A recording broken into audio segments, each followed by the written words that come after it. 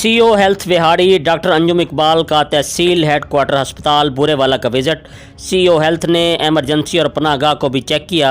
मज़ीद तफसील नुमाइंदा ACN न्यूज़ शब्बीर हुसैन की इस रिपोर्ट में। जी बिल्कुल, CO health Vehari doctor Anjum Iqbal ने तहसील हेडक्वार्टर अस्पताल बुरेवाला का विज़िट किया।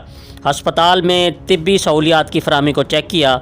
तफसीलात के मुताबिक CO health doctor Anjum Iqbal ने तहसील हेडक्वार्टर अस्पताल में अस्पताल के रिकॉर्ड रूम, मेडिसन गोदाम, एक्सरे रूम और वार्ड्स में सफाई का जायज़ा लिया।